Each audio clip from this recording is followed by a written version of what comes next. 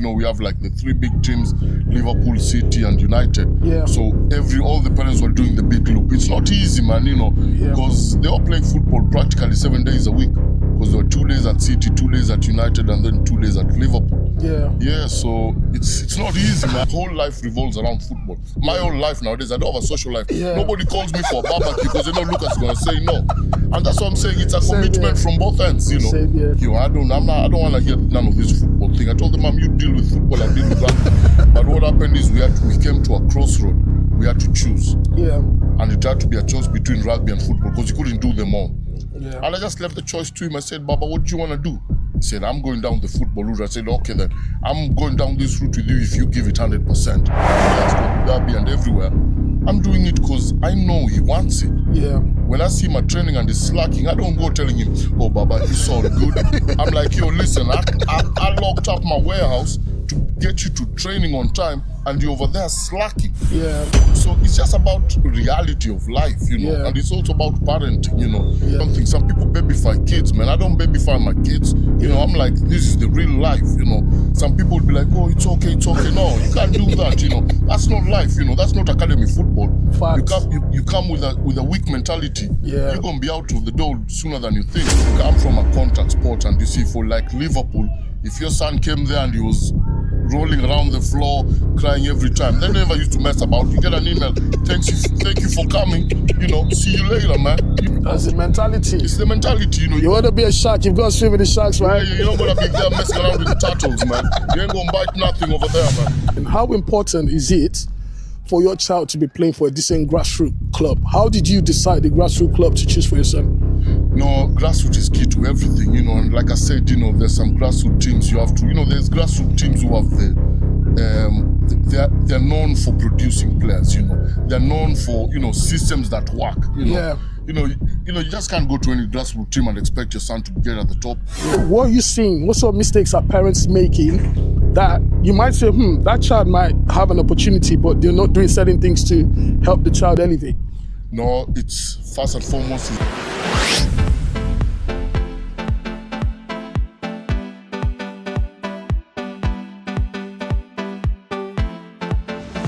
Road to pro, my people, man.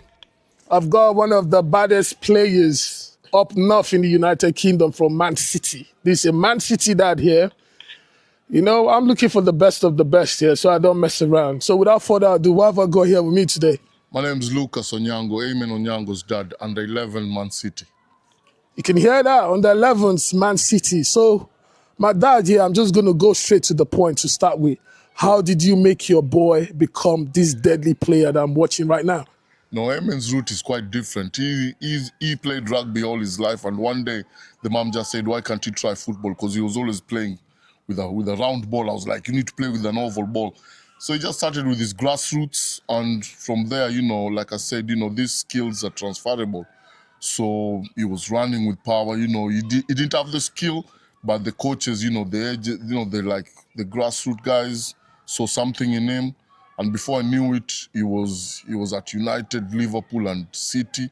And he just learned his trade that way. He just kept grinding, I believe, if they want it, they'll get there, You can't force somebody to do something they don't like. Wow, that's amazing. So at what age then did he transition from grassroots to these clubs? You mentioned Manchester United, Liverpool and Man City. At what age was this happening? No, this was like under 7, under 8. Yeah, because at under 9 is when they sign for one club. So, like back up north, we have like the three big teams, Liverpool, City and United. Yeah. So all the parents were doing the big loop. It's not easy, man, because they were playing football practically 7 days a week. Because there were 2 days at City, 2 days at United, and then 2 days at Liverpool. Yeah. Yeah, so it's not easy, man. For my parents, you could hear, man, this is the sacrifice that has to be made. Pretty much the kids are playing football every day. So now you mentioned something. Your boy was playing rugby. Yes. So just a little background then. Were you a rugby player yourself? Yes. I used to play professional rugby. I played for Kenya, and then I moved over here. So rugby had always been my life. So when the mom talked about football, I was like, what? All right, then. She said she's going. I told her, as long as they're going to rugby, That's fine. Yeah. So before you know it, she's like, are you gonna mop or are you gonna take him to football? I'm like, nah. And slowly but surely I fell in love with the game because I saw the work they were putting in. And it's like I believe with sport, it's just hard work. Yeah. Yeah, because some parents trying to live their dreams in their kids. I just let him do what he wants. Wow. If he's enjoying it, that's what it's all about. I Yeah. don't put pressure on him. I just ask him to put in the effort. Yeah. Yeah. Wow, that's amazing. I don't know if it was the other way around, me from a football background and my son wanted to play rugby. Yeah. I don't know how I would have managed that transitioning, but during that time then that he was moving on from rugby to football, what was going on there? What sort of conversation was happening in the household? No, the conversation was crazy because you came from a contact sport, so everywhere he went, man, he was just fouling everybody, man. He didn't have no breaks, man.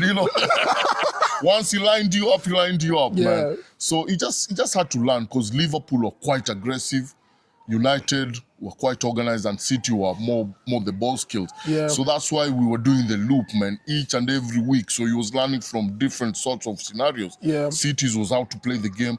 Liverpool, it was you gotta go tough because Yeah. Liverpool said one thing which I really liked was when the kids play football in this country, there's always an adult pushing them around. Yeah. But so they used to just place the ball in there, put the guardrails, and they Yeah. just let them go. So Wow. it was like Ayman used to go to Liverpool. He was like, yeah, to war. this war, which is part of the game. That's why the Yeah. Premiership is a tougher league because players have to be physical, Yeah. know. So for him, and he was fast, he was physical, and the coaches just kept saying everything else is gonna fall into place, and it did. So how did you manage then? You mentioned, him playing from rugby, more using the hands. Yes. And like as a winger rightly said, it's not natural for us to do coordinated activities with our foot, So him now being a child, having a lot of repetitions, doing stuff with his hands, how were you able then? Yes, he was at Liverpool, Manchester, and Man City. What else did you do to help him now start building technique with his feet? And what was the process like? No, but you see, the thing is, it's all about repetition. And, when you're playing at 3 different clubs with 3 different styles, Yeah. it's all going to come in. And they're young and they can get all this coming in. You know what I mean? Yeah. Because it was just a matter of, when he wanted it more, I couldn't help him in terms of, because you remember, it's rugby football. Yeah. So rugby and football have very, very many things, the same, Yes, in terms of lines of running, a lot of things. The difference is the ball comes from your hands to your feet. Yeah. So, and at that young age, I think there's some ages if you miss out, it's really hard to get a spot. Yeah. But he was coming in from 5, 6, 7. Yeah. So he was getting a lot of game time also, because he was at his grassroots. Yeah. So he used to play grassroots in the morning, we at City in the afternoon. Yeah. And then the following day is back to back to back. So it's just repetition. And you see, the thing is, the kids want it, Yeah. So it's different. He doesn't want to be sitting at home playing the Xbox or anything like that. He wants to be on the field. And practice makes perfect, man. My parents, you can hear that the kid has to want it and he needs to show that drive and hunger. It has to come from the child. So now, your boy now, he's at Grassroots. Before I go on to the next question then, how important is it for your child to be playing for a decent Grassroots club? How did you decide the Grassroots club to choose for your son? No, grassroots is key to everything, and like I said, there's some grassroots teams you have to, there's grassroots teams who have they're known for producing players, They're known for, systems that work, Yeah. You just can't go to any grassroots team and expect your son to get at the top. Yeah. He has to be at a team whereby they're used to it, and like, me, I was new in football, but there's how agents and scouts look at certain clubs because they're known for doing it. Yeah. So even when he started, he was at Fletcher Moss, which is quite synonymous with United and all that. Yeah. So his mom just, one day he was playing and, because obviously he's come from rugby, he had been put on kind of like the joyous group, But he had the drive and the mom also had the drive and just went and told the coach, yo, man, why don't you try him with them lot? Because over here, they're just having fun, but he wants to compete. Yeah. And from then onward, he just kept competing and competing, And like I said, he didn't have the easy path to football, but it's about how much you want it. Yeah, that's amazing. And like you said, picking a grassroots club is important because the transition from grassroots to academy, if you're the right grassroots club, some of these grassroots clubs, they've also got links to academy and scouts come to those clubs to fish out players.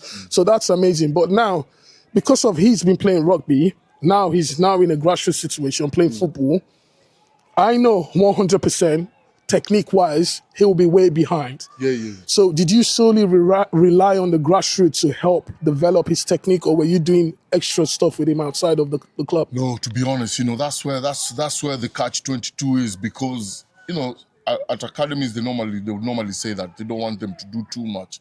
But to be honest, man, sometimes you gotta take them for some extra stuff, because every time I was asking the coach, what do you think he needs to work on? He needs to work on ABC. We take him for one-to-ones, Yeah. just to work on his. It's just about working on what needs to be worked on. There's no need of taking your son for a one-to-one and he's striking for goals and he's a defender. It doesn't make sense. Yeah. And it's just the communication with the coaches, because that's I always believe, just a quick, your coach, what do you think he should be working on? Yeah. Or he says, oh, his positioning is that, and then that's it. Yeah. But and at the end of the day, man, it ain't cheap, it ain't cheap. Once you start doing these one-to-ones, man, some of them coaches are 40, 50 pounds an hour. Yeah. But Yeah. like I said, if your child wants, you can know how serious your son is, Yeah.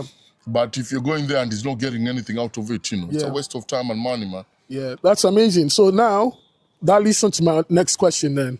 Like you mentioned, these one-to-one sessions, they're not cheap. They're not cheap. I do session myself and I know how much I charge, and I don't take every kid because it's a huge investment for parents to make. But now, what did you then see in your child? Yes, he's aggressive. Yes, he's showing that desire.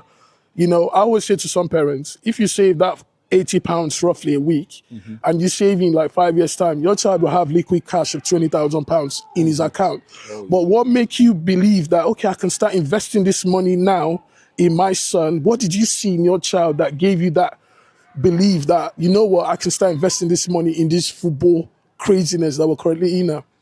No, it's because of the child's drive, man. It's the child's drive. When you see your son actually working hard at something, as a parent, you have to, also step up. Yeah. But if he's messing around, sometimes you go to training or he plays a game, he plays strike or he plays on the wings. Yeah. And it comes, did you see that goal? I'm like, well, why did you track back there? That's the kind of mentality we have from rugby. It's not about the good things you're doing. So when I noticed that he was committed to it, because I was like, I don't want to hear none of this football thing. I told the mom, you deal with football, I deal with rugby. But what happened is we came to a crossroad. We had to choose. Yeah. And it had to be a choice between rugby and football, because you couldn't do them all. Yeah. And I just left the choice to him. I said, Baba, what do you want to do? He said, I'm going down the football route. I said, okay, then I'm going down this route with you if you give it 100%. But if I see you slacking, I'm out. Yeah. Yeah, because it's a big commitment and investment, especially time, Thank God me and the mom were self-employed, Yeah. So I can lock up and just go anywhere, when they were younger, they used to go to trips all over Europe. If I was doing a 9 to 5, I couldn't do it, So that's another part of it, people doing 9 to 5 and doing football, man. It ain't easy, man. So now, just leading up from that then, transitioning from grassroots straight into academy, what sort of difference did you see then from players that play at grassroots and the academy? What was the sort of, now your son is playing for the Fletcher grassroots club. Now your boy is at Manchester United, Liverpool, or Man City. What's the difference like? Because some parents would say it's the same. They didn't just select my son. But from your own view, what did you see? What's the difference between grassroots and academy boys? No, I'm from a contact sport, and you see, for like Liverpool, if your son came there and he was rolling around the floor, crying every time, they never used to mess about. You get an email, thank you for coming. See you later, man. I had to pause the video real quick. My parents, yes, use. My football dad, my football mom, my football parents and my ballers. You guys are watching the videos, but you're not already subscribed to the channel. I need you to subscribe, guys. Make sure post now, and subscribe, like and comment. This is the motivation for the game that we love, so I can keep traveling to all these places and get the information to move your child from grassroots to pro. Okay, so now make sure you subscribe, like and share, okay, for the community. Let's get to 2 million subscribers by the end of this year. Peace. Now let's go. Do it now. You know what I mean? So that's what I always say, like we were talking about earlier before we came on camera. I said one thing, this is a commitment, you know. This is not if your child wants to play football just to enjoy, stick him in a grassroots, pay your subs, and let him enjoy. Come on, you can choose whether I want to go to training or I don't want to go to training. So you know, it's a big commitment. So the difference between grassroots and whatever, that's what I'm saying. It's the grassroots team you go to, because they're used to a certain level of playing. They're used to a certain level of development. You know, so if they're playing at a level whereby you're a good grassroots and they have a good team around it, when they move into academy now is just a step up to higher caliber players, higher caliber competition from your normal grassroots. Because grassroots, one day you'll be playing a weak team, the next day you're like, yo, damn, man, you're playing a team banging 5 goals against you or something. So it's just a step up. Like with everything in life, you know, you start work at the bottom, you start going up, and you know, you go up because of your working hard, you're producing, and you're, you know. And that's why, you know, it's a cutthroat game, you know, once they start dropping the kids, because it's one of them, you know, you can't take everybody. No, you can't. So now, your boys transition from rugby now to football. I just keep coming back to this question.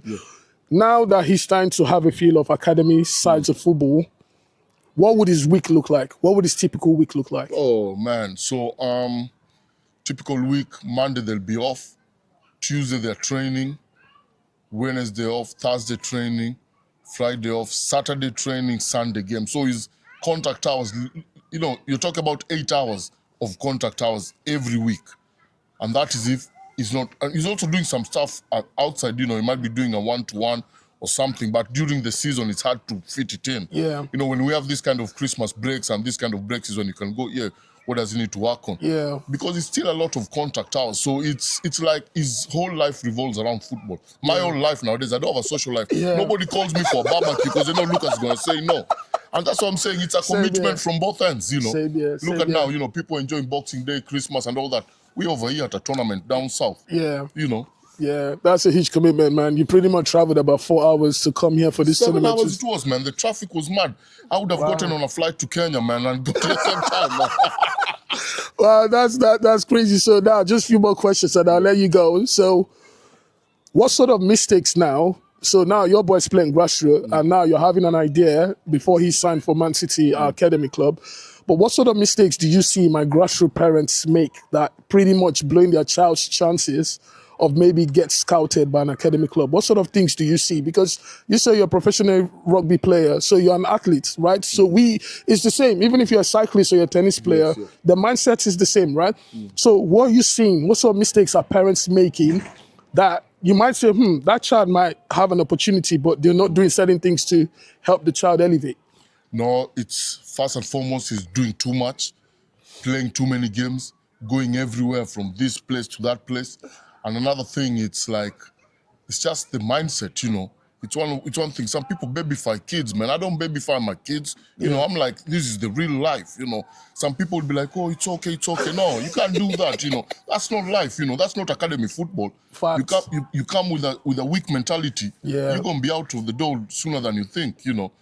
So a lot of things I used to notice, obviously coming from rugby, is like rugby is black and white. You're in or you're not. Football, there's a lot of gray area. You know, oh yeah, we think, we do that, you know. But I always say, you know, I see some parents also leave their dreams in their kids. That's the biggest mistake you're ever going to do. I've heard of some players up north who were in academies and one day just woke up and said, I don't want to do this. Wow. You know what I'm saying? There's my daughter's friend, she used to do swimming, and swimming is a crazy commitment. They wake up at 5 in the morning. So the dad's whole social being, everything that he used to do was around that. But the girl woke up one day and said, I don't want to do this. Wow. So me, when I'm doing all this running around and all this madness, getting on flights to Abu Dhabi and everywhere, I'm doing it because I know he wants it. When I see my training and he's slacking, I don't go telling him, oh, Baba, it's all good. I'm like, yo, listen, I locked up my warehouse to get you to training on time and you're over there slacking. So it's just about reality of life, you know, and it's also about parenting, you know. If you're going to be softy, man, this stuff ain't going to work. Yeah, that's fact. So now with your boy, he's still a child, and some people would argue, let kids be kids and don't put so much pressure on him and stuff like that. You know, you can't go too hard on a child. If the child don't want to do it, then let the child decide. Then with your point there, what would you say to that?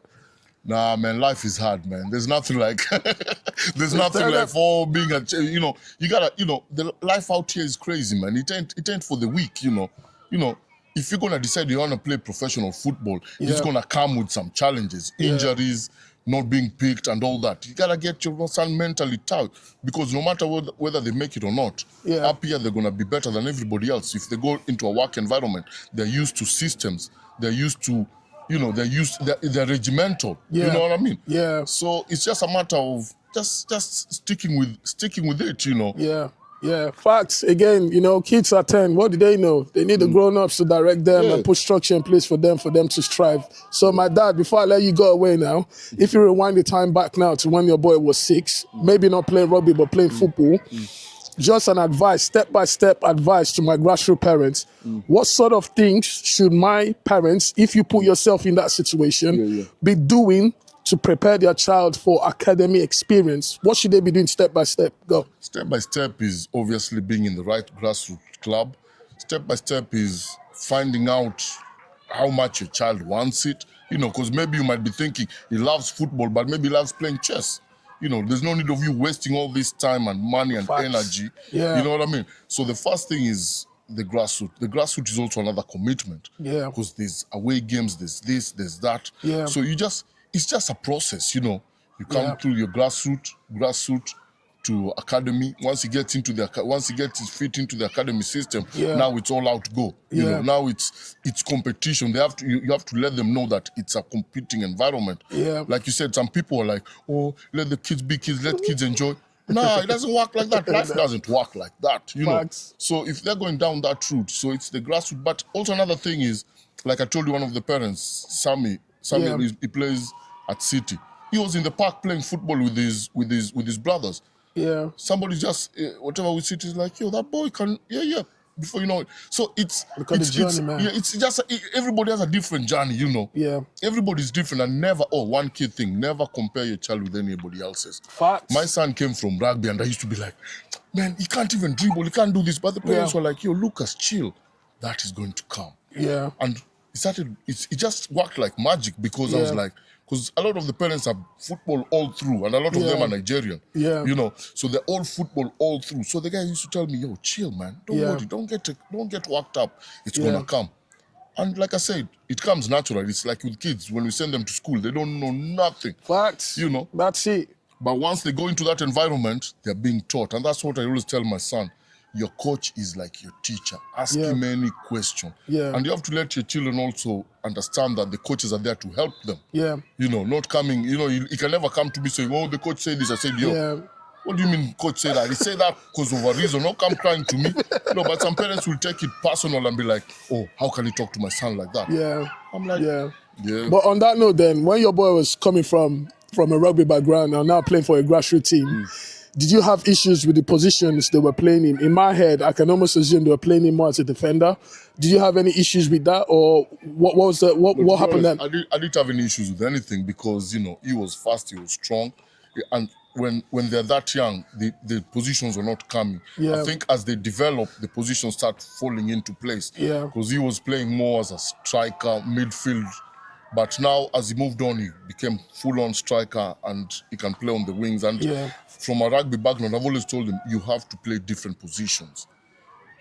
When the coach looks around and is like, yo, the striker is down, he's like, who can I push in? Yeah. There's no need of pushing your son. You gotta be a defender, But it's a matter of when you can play three positions well, then you're an asset to a team than when you can only play one position. Yeah, that's amazing. And that, before you go, something we do on this channel, if I was to say, if your boy now was not here and now you have a child and he's 7, do you think you can make another bowler like your son?